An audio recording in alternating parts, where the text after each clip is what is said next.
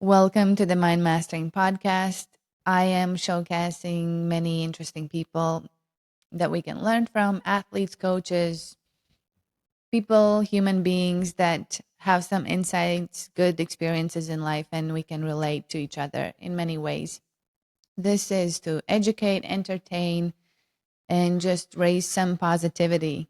Okay, actually, I want to tell that today I'm talking to I have to say my favorite comedian because I don't know many comedians, but Oh, you stay my favorite.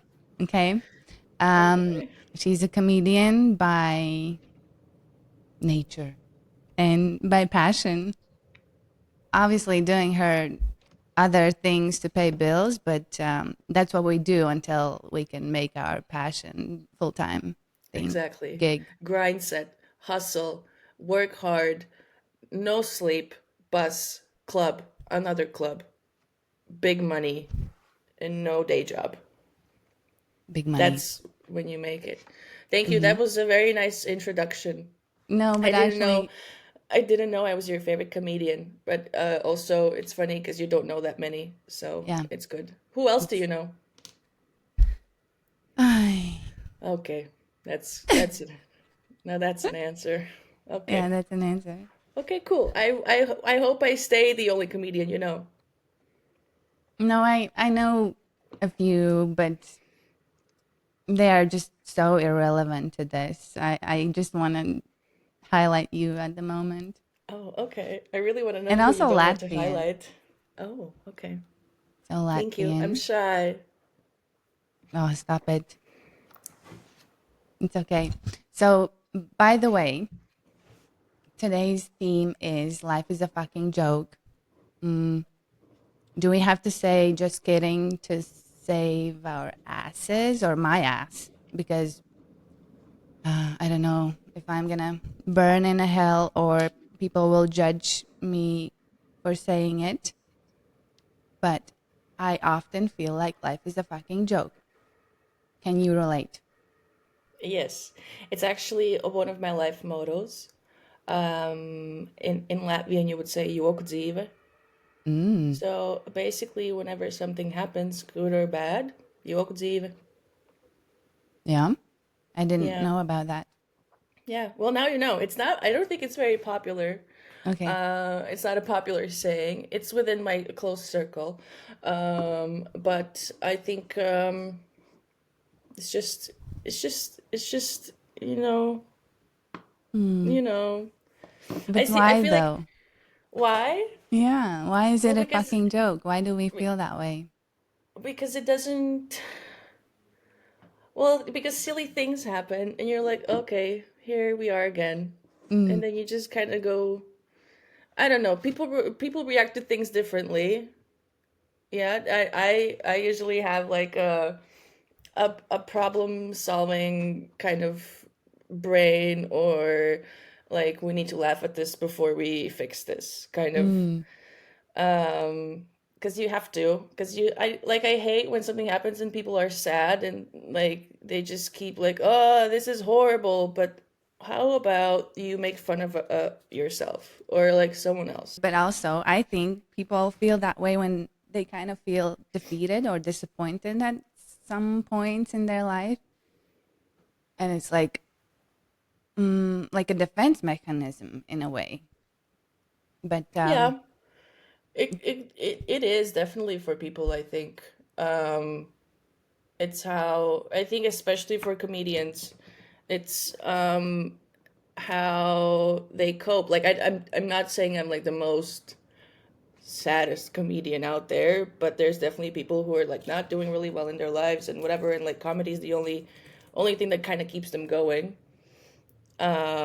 and that makes it a little bit easier for them to cope mhm, and for them to move on and do something. And also, very often there's a lot of funny things in sad things, and when people are like vulnerable enough to talk about it on stage, then I think the more vulnerable you are on stage, the more relatable it's gonna be for like the audience watching. And I think Mm-hmm. when you can have like a room full of people really like connect and resonate and also laugh about something that maybe they have lived through that's similar, I think it's very beautiful. Mm-hmm. And then I life like is a that. joke. Like it's like you're going out there on stage with your pain, but then you can laugh about it. Mm-hmm. Life's a joke. Life's a joke. But for example, another example. I remember in my first grades, like my teacher, her son was actually a dancer of Maria Naumova when they won the No way. Eurovision. And she always said he never wanted to dance. He hated dancing. And then he ends up like on a big stage as a dancer. Mm-hmm. Life is a joke. But maybe that manifesting.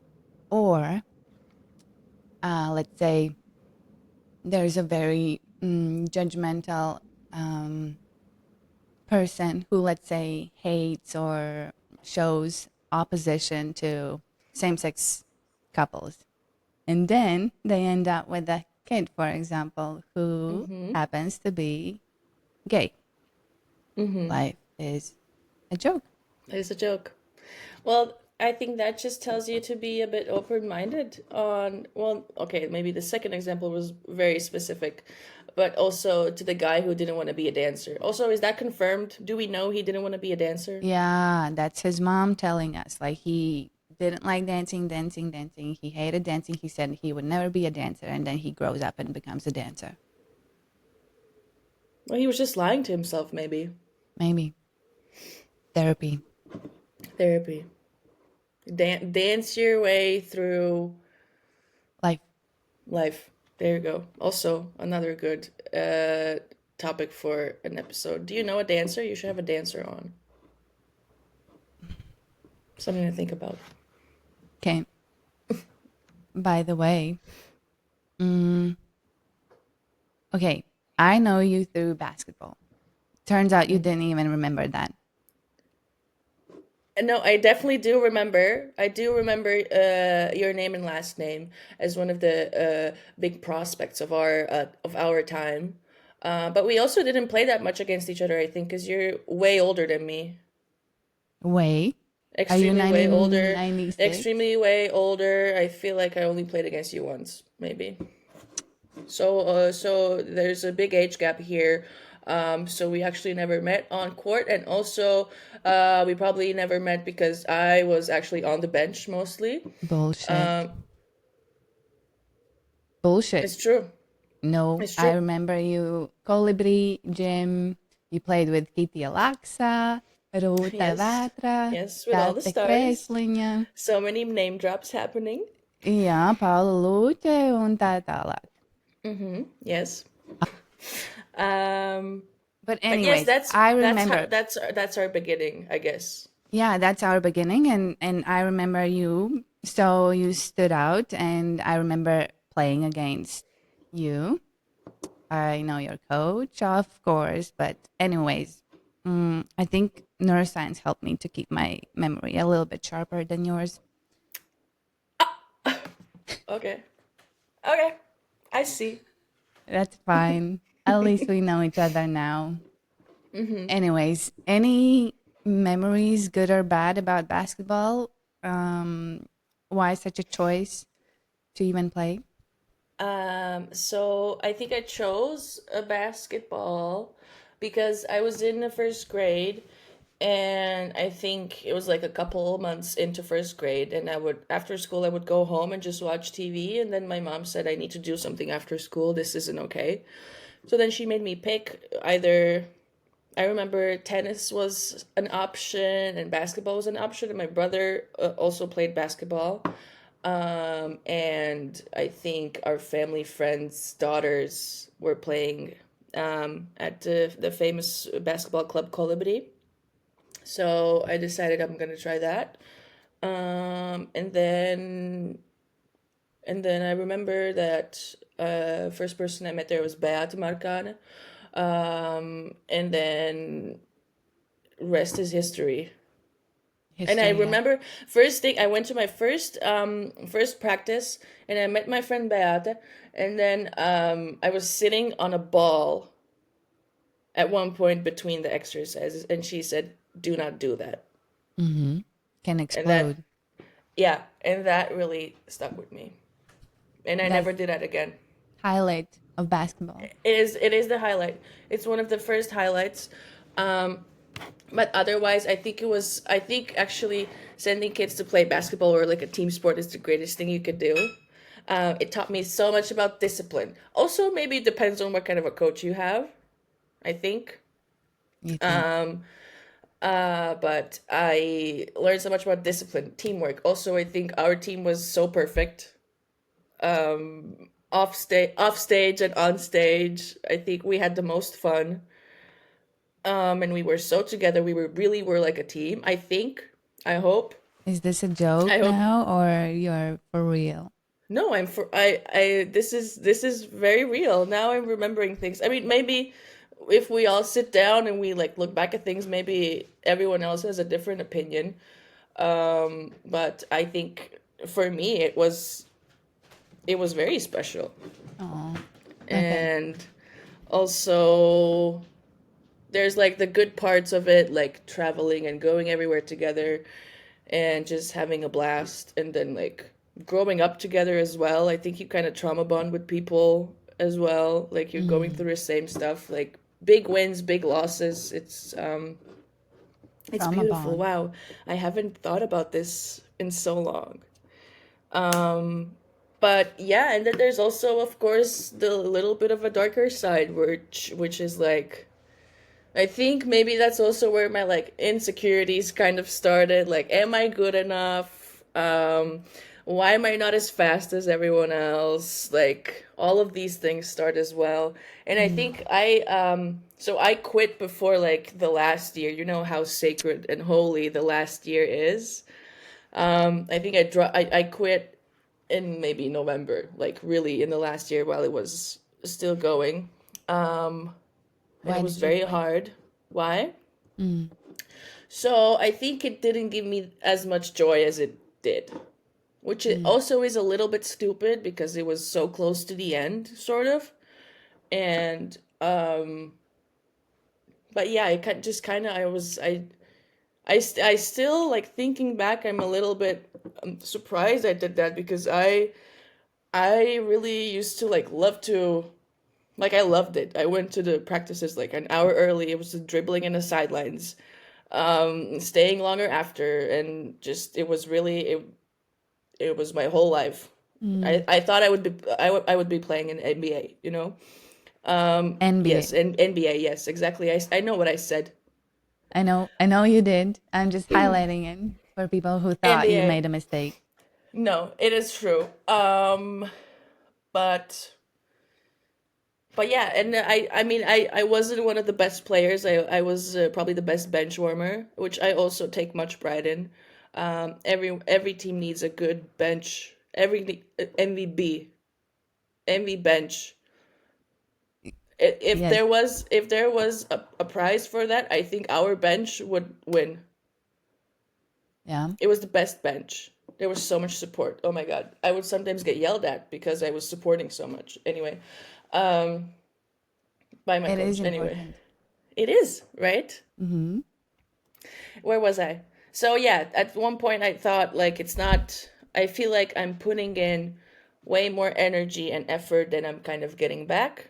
Mm, So I decided that I was gonna quit, and I did, which was very scary because you're in a system for like years and years. It's like your family basically, and then um, just one day it's kind of not that I like wasn't friends with all of my teammates anymore. It was just like a big like your whole life kind of changes, and it's stupid to say I was in 12th grade. Um, but still. I quit basketball and then I started doing comedy. I think like really like 2 or 3 months after. Really? Yeah. So it was kind of it was actually iconic, and You I are an needed that. icon. Thank you. Thank you. Um, Maybe Okay, it but actually happened later, what but pushed very you in soon that after. direction? Probably. So I can tell you how it all started for me from the very beginning. Tell me. So I was at a party. Of This is how I actually like got into it, course. like, but I always loved like making jokes and like let's just have fun and laugh. And like my dad was a big clown and I wanted to be like my dad. And then I saw Bibi Panetse when I was growing up, and I was just like, I need to be you. And I like when I grow up I want to be Bibi Panetse. That's what I would always say. Mm-hmm. But how I actually like got into it, doing it actually, I was at a party, and after a party, as you know, sometimes if you drink a little too much, then the next day you get kind of a little bit sick. So I was a little bit sick, and which is fine, it happens. And then the second day came around, I was still a little bit sick. Yeah, that also Mm. sometimes happens when you go really hard. It's not normal, but it happened. And then the third day comes around, and I'm Still, still a little bit sick. because you I'm keep like, drinking. no, no, no, no, no. It was just one night. Wow. I didn't keep drinking. That would be alcoholism. Um, but the third day comes and like, okay, something's wrong. My head's dizzy. It's like something's wrong. So I went to the doctor and I got a concussion somewhere. I Mm. don't remember. That's the first and last time I think that I've like blacked out and like not remembered parts of my night. Um, so yeah, I got a concussion and then I couldn't like read or watch TV or whatever. You know how concussions work. Mm-hmm. So then I found audiobooks and I listened to an audiobook by Amy Poehler. It's called Yes Please. Mm. And then I didn't really know who she was. I knew like the cover looked nice. It was like neon pink and black, and she was like doing this on the cover, and I was like, okay, let's give it a listen. And then I listened to it, and she talked about like I don't know if you know her. She's like a very famous producer, comedy director, writer, performer. She's who I basically want to be someday. Um, Not and anymore. she Bye, Basipanit. Now we are moving to Goodbye, Baiba. Amy. Actually, did a show with her 2 years ago, so that circle has ended. So I'm now Leveling up. leveling up exactly. I didn't do a show with her. We were just in the same show, but it still felt like a big deal. You you say how you feel. You don't Yes, it's belittle a big yourself. deal. It's a big deal. It was a Okay. big deal for me. Thank you. Anyway, so she talked about how like improv comedy gave her so much. She started doing improvised comedy, and then she was in Saturday Night Live and like making movies, making shows. And I was like, okay, that sounds pretty cool. I could maybe try that. And then after I got better, after my concussion, I found that there was actually a place that would teach you improv. So I went there, and the rest is history. And then Mm. a year later, I went also to Amy's improv school in Los Angeles, California. Name Whoa. drop, yeah. And did a course there. And then for like, I think 7 years, I did improv actively, was my whole life, basically like basketball was. But it was improv now. You were in Canada too. Yes, I lived in Toronto for a year as well. Big reason why I moved there was because there's so much improv. There's so many Mm. schools that teach that, and the city it was just full of amazing, funny people. It was crazy, and now I'm here. I don't do improv that much anymore, Mm-hmm. but when I moved to Berlin, I thought that maybe it's time to start doing stand up. Like I always wanted to try it, but in Latvia, in that time I didn't feel like the scene was quite welcoming because it was all just like white men, and like I don't know, I didn't really see white women doing, or like not white women, just any woman doing anything there. Um and then I took a course here on stand up, and that was like almost 3 years ago now, or 4 years ago, 3 I think. And it's been really good. It is good. I think it's really good. But do you think it allowed you to be more authentic, more natural, more vulnerable? Like, who is Luize Beca? Is that you? God. Oh God. I think I think my most natural authentic form is when I'm with my cousin. I think Who's she's your the only cousin? We need. name drop. Ellie's I think I think yeah, I think she gets my purest, most bestest form. I mean, when you're doing stand up, you're still like, it's also the type of comedy I do. It's a little bit of like a character that I do. So you're still maybe in a way of being authentic, not being authentic, but I do really love like being in a moment when I'm on stage, and I'm I wouldn't say I'm like the classical type of comic who does like set up punchline.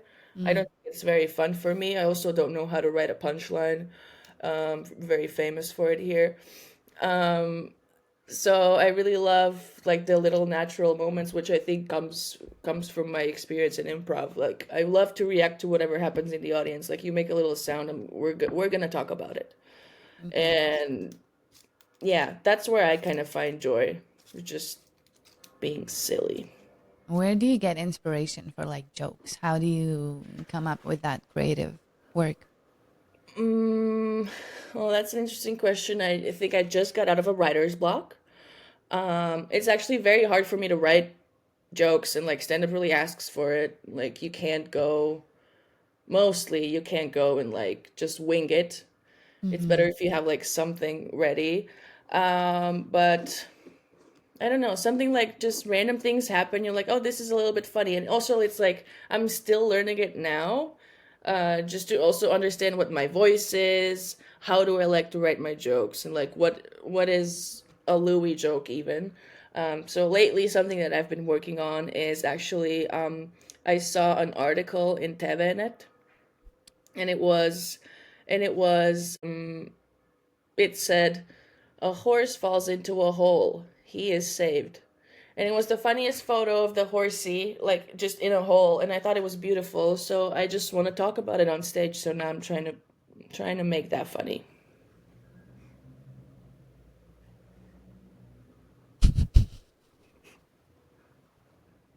Baffled. Damn. That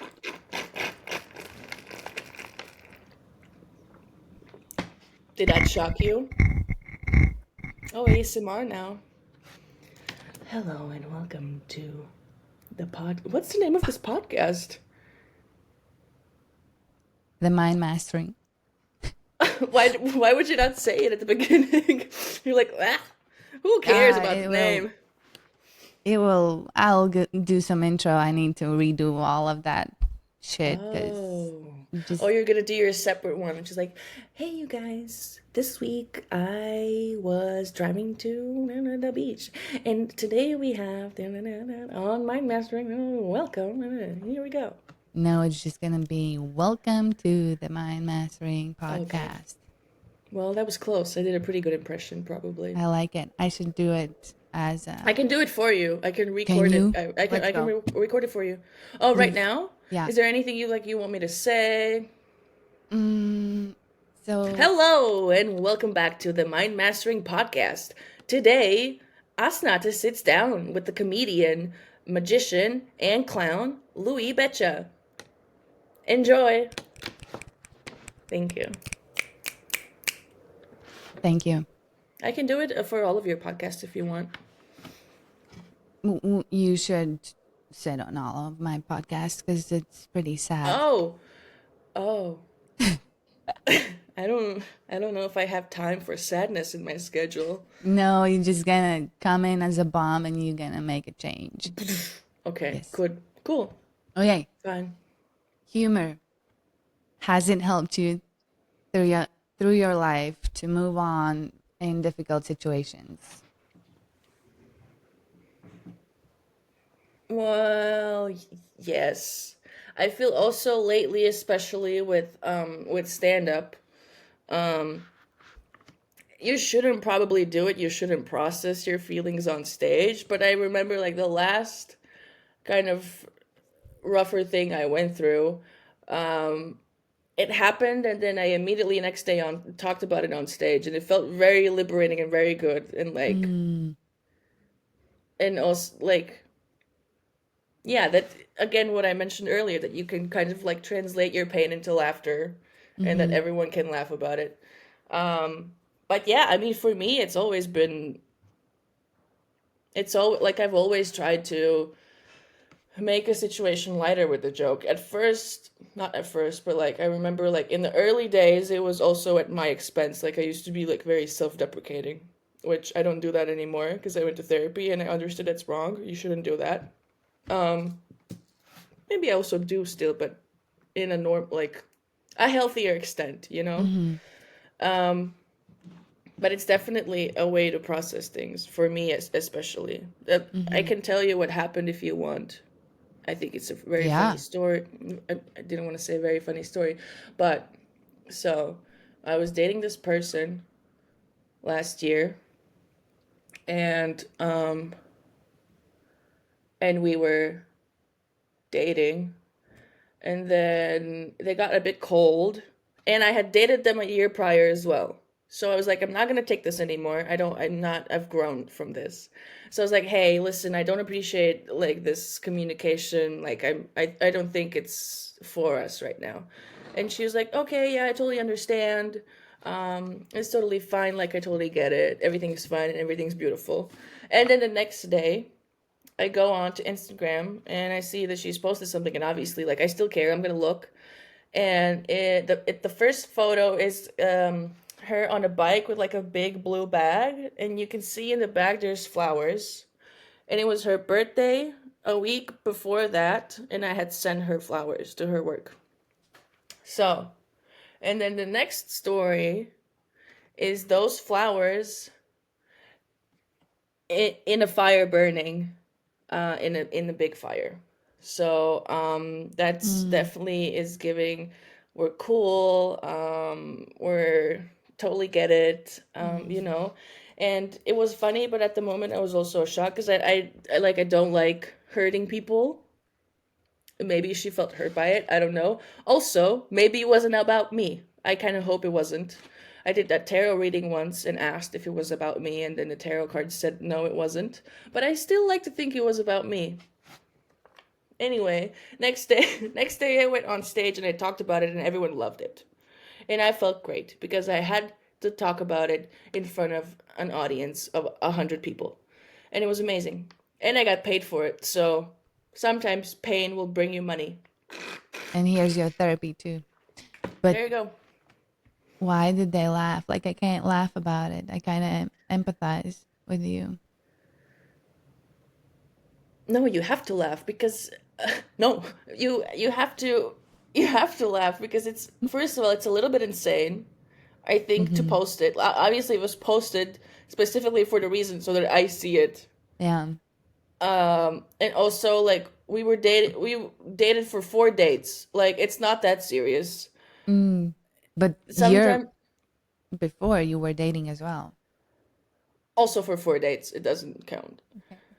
But basically, it Eight wasn't dates that deep. total. 8 dates in total. Ugh. Got it. Capri, sun.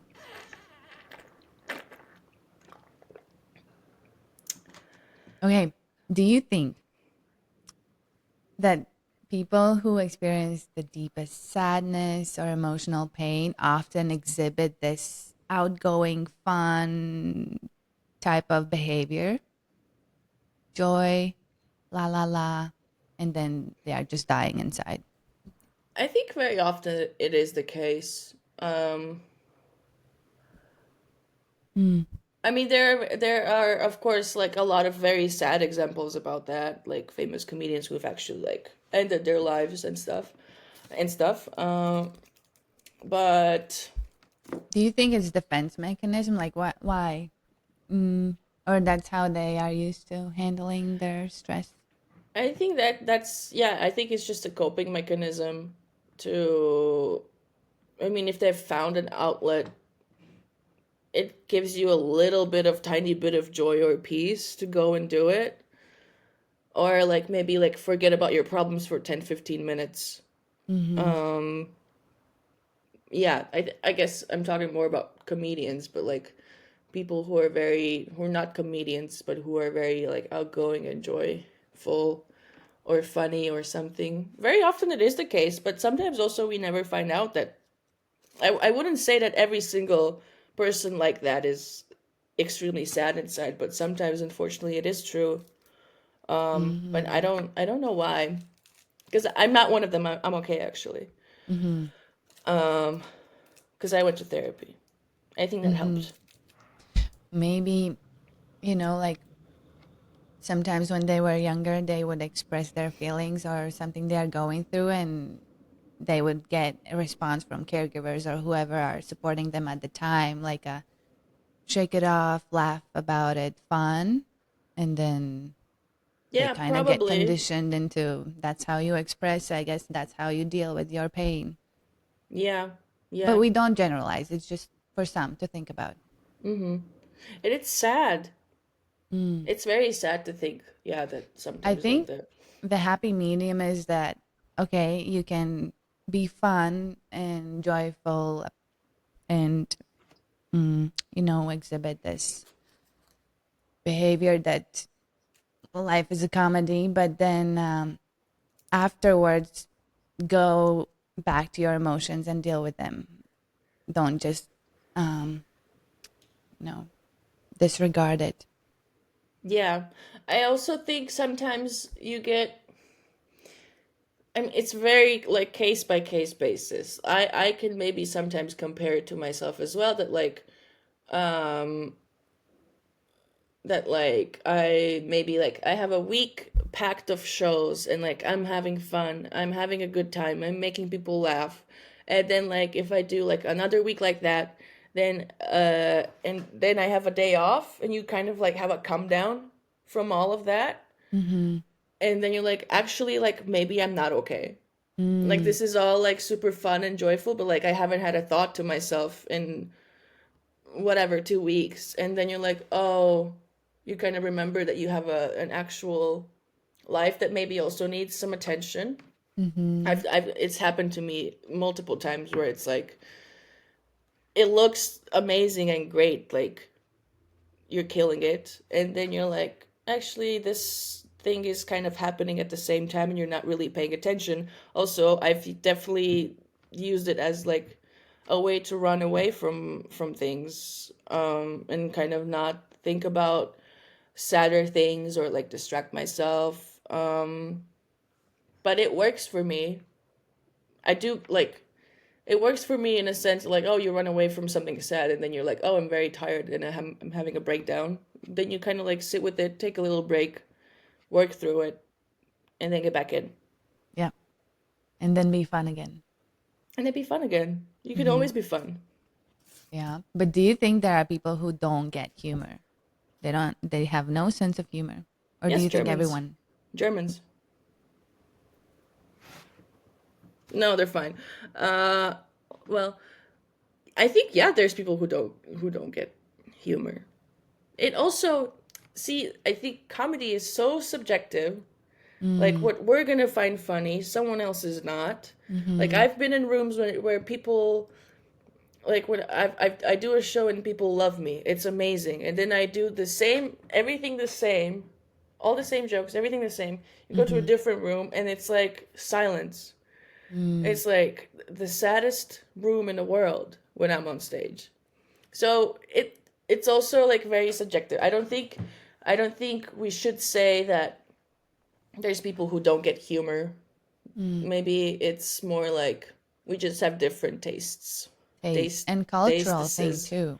Because Mm-hmm. you have noticed probably when you move overseas, let's say North America, it's different sense of humor. We are more like direct in Europe. Like we can say some shit Mm-hmm. and Mm-hmm. then they wouldn't get it the same way. Yeah, that also.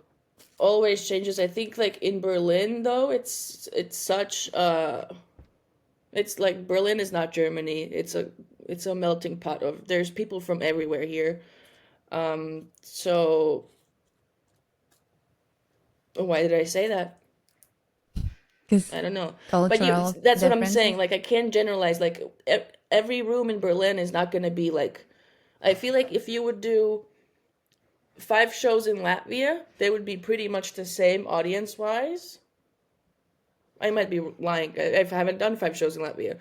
Um, but if you do like 5 shows in Berlin, in different locations, they can be extremely different based on what neighborhood you're in, who's producing the show, what's the name of the show, Mm. who's on. Like there's so many different categories or It like makes factors. sense. Like, imagine going to Daugavpils, doing the same show, then Yeah. to Riga, and then let's say to Liepāja. Like, Yeah. different public, different understanding. Mm. Do you find it difficult to adjust yourself in a different Mm, environment? no, not really because I try to I try to do stuff that is kind of very general or not like one location specific because I've like there's a lot of comedians in Berlin that only do like jokes about Berlin. And then if Mm. they go somewhere else, like you can't do it. No one's gonna understand it. You don't have enough time to adjust your joke. I don't know. It's just like I don't whatever. People can do it. I don't care. But like my jokes are very stupid and there's stupid people everywhere. So it's very universal. And stupid people relate to stupid jokes. Yeah, there you go. Okay. I like it. I'm one of them. Um, so, humor, there's quite a thin line between humor and offense. Like, do you have to be careful in today's sensitive society when you say a joke?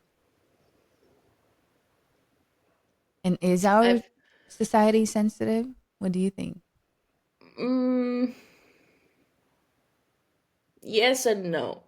Mm. I think it depends on what kind of a person you are and what your values are.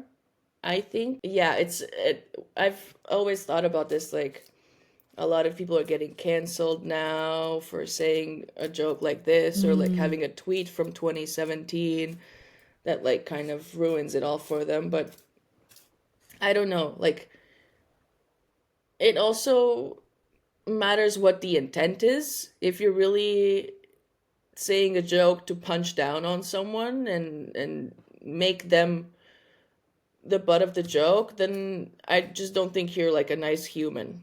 Mm. But yeah, I don't know. And also like it's a thing. People like do like darker jokes, darker comedy where it's like it's a very thin line. I don't think maybe that I am educated enough or that I know enough about those things to make jokes about those things. If you can be very smart about a very difficult topic, it's awesome and it's great. It's not for me personally. Would probably I wouldn't my brain wouldn't just go to like a place that I need to make a joke about this portion of people that are like maybe vulnerable or like different than others. I don't Mm-hmm. think it's not for me. It is for other people. And then obviously if yeah, it's again like it's so subjective. Some people might love like a really dark and edgy joke, and some people will be like that actually like was not nice and Mm. I'm offended. And then you need to deal with it. Also, yeah, it depends if you're like a person who cares about it or not. If you're just an asshole and you will just go and trash everyone on stage. But that's not how I roll. I like Mm-hmm. people to feel butterflies and flowers after And crystals. and crystals exactly. You know, Yeah. maybe before you go on a stage in any environment, you just need to like do some incense, some spiritual I thing. already do it. I already have my Oh, thing. you probably have like a crystal underneath every stage. I So, have I have I have a joke about crystals, but I don't want to spoil it in case you see it one day. mm, Isn't Well, this like I say that I have a crystal up my ass. It's funnier in a joke setting, but I it's have seen it. You have said it a oh, few times. okay, maybe yes. Oh yeah, maybe I used it in my Instagram stories. I Hmm. don't know. Maybe I Close also friend. posted a clip. Close friends only. If you want to be my close friend, €5, I'll send you the link. Yeah, she said she's charging for close friends list. Yeah, nowadays, yes. Hmm. Manifesting. That's a big topic in your life too. Yes. Crystals, I have many affirmations. crystals, affirmations, everything. I do everything. Now I have 5 crystals. Good. I used to have 6 crystals, but one melted. Are they real? Um, Because so many are just fake. You didn't know what that? what is a fake crystal? Oh my goodness. Probably one bought in like Chinese store or like Alibaba. Well, yes, obviously you wouldn't buy those there. That's No, just but stupid. even like in crystal stores, like they have fake crystals. You have to actually ask them, are they natural? Well, I can usually tell by the smell of the store. No, that's It that's it that's smells the like incense. no, no, no, no, no, no. It's not the incense. It's you walk in and it smells like a cave. Where can I That's how find you a know such it's. store? Well, there's a plenty of in Berlin. There's a few in Amsterdam that I really like, and that is how you know. You walk You in and it's know like by the room is a bit heaviness. colder. Hmm. Yeah, Yeah, coldness, room gets a bit heaviness. colder. Oh no, the stone has to be cold when you hold it. Yeah, but also, do you know how your crystal finds you? No, It's tell me this amazing. No, story. it's amazing. You will not believe it. You walk in to the crystal shop, and if you see a crystal you like, it probably has some features that you need, like Mm-hmm. something that you really need in your life right now. Isn't What that if I amazing? walk in the store and I want like most of them? I'm basically like, Then I you need should lots of also help. probably start with therapy first, and then maybe go back to the crystal shop so you don't maybe you want less then. Got it. And which one is your favorite crystal? I never know the names of them. But my favorite right now is, I will describe it because you have no choice. Um, it looks like this, and it's Mm. purple. And my friend Mm. Patrick, my co-host from Hey Baby I'm Gay podcast, Mm-hmm. he got it from me from San Francisco, and he got it from one of his mom's friend's crystal shop. So that's how I know it's real. Okay, if it's through friends, then you kind of start to trust Yes, more a bit. yes, yes, yes. But also, it sounds like it's amethyst, the purple. I should look it up. I really don't know. I just Mm. know I need them and they need me. Okay, I love it. You know what? You made me feel a little bit bad about not having intro of like explaining what is this about and like what is my podcast even. You know what I do? It's the mind mastering. Anyways, the mind mastering grew out as first of all because I had so many concussions. I studied neuroscience psychology. I wanted to first take care of my brain and then thought about like how can I help people to be more effective in their day-to-day thinking and cognitive abilities and live longer, healthier and stuff like that. So the mind mastering grew about as like helping people to have a healthier brain, for example. That's why it's the It's mind mastering. beautiful. Then it grew out as actually I like mastering people's minds to help them play better, mental performance. So there's like a double meaning to it. Yes. And like this, mm, you're a coach too. On your Instagram bio, you say sarcastically, Do you know where that's from? That's actually from a movie. That's a quote that I yeah. really loved. It is from High School Musical, first movie. Oh, There's this moment from where Zach. the boys, there's this moment where the boys are in the locker room and Zac Efron walks in, and then they're naming like people who played for the Wildcats, and Mm-hmm. then they're holding like Zach's dad's photo, and they're saying, what is it? Read your bio. I know, I forgot. It's a Father. father, champion, and now coach. Yes. Yeah, Oh, maybe that's who I put like am. in quotes. Then no, then No, people would no, no. You know no. better. You're I know exactly. Thank you. exactly. Yeah. And why I'm I do sorry. this? I'm sorry I made you feel bad about it. By the way, Oh, it's fine. I can even cut it out if I don't like it. I'm the host. you are the host. But anyways, I do this because I honestly think everything that's online, we are growing within like online generation society, and one day maybe this will have some potential. But I also like to interview people because I think everyone has a really good story about whatever their life experiences. So I talk to like coaches, I talk to players, and I think I need to make it more broad. Like, you are a basketball player. Okay, fine. But character. I like characters. I like something interesting. And I think people can listen to stuff and learn a thing or two, or just feel like they can relate to something. So, in today's podcast, we are talking about life is a fucking joke. But now I'm thinking we can also relabel it that life is a comedy, and you just go with the flow and you be fun, and don't suppress your emotions, laugh about them, but then return and deal with them. That's beautiful. I like that. You- Are you being I did. sarcastic? No, you summed up everything that I was yapping about. Okay. Can you do better? No. Try it. To sum up this conversation. Yeah, in your way. Okay. So listen. Life is a joke. Go with the flow. There's a really good book on flow state. Actually, I don't remember the author. You probably know it.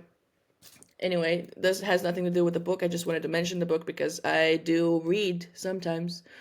But it is really hard for me to finish a book because I think I have ADHD. But maybe I don't. I don't know. Anyway, to kind of sum it up today, I will say I already started saying it. There's no such thing as failure. There's only gifts. Mistakes are gifts. Life is beautiful. Sometimes it's not, but it will be beautiful again sometime. All you need to do is just sit back, relax, or actually, if something's really wrong, you need to do something. That is how we sum it up. And put the fucking crystal up your ass. And put a crystal up your ass and write affirmations so that your dreams come true. Manifest. Manifest. Namaste. No, namaste. Okay. Mic drop. Thank you. Is there anything else? I don't know. Follow me on Instagram, um, and I'll be happy. One Follow. follow, if you follow me on Instagram, it means you will be forever happy. Yeah. If you don't follow, then something bad Bad. might happen today. Yeah. So follow who?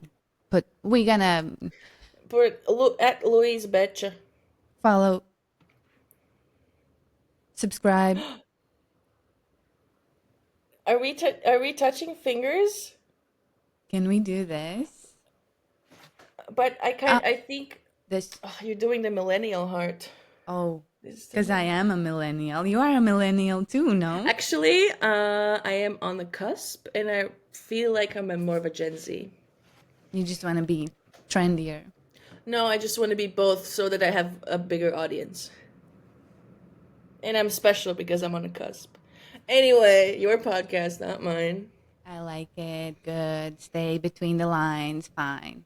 I don't even see your fingers because it's so far out. I'm just like Yeah, holding the half. let's hold a potato. We're The Latvian Latvian after all. potato. Latvians love Mm-hmm. potatoes. We are There you go. farmers. Okay. Thank you so much. God bless. America. Namaste. Okay. Crystals. Peace out. Thanks for having me.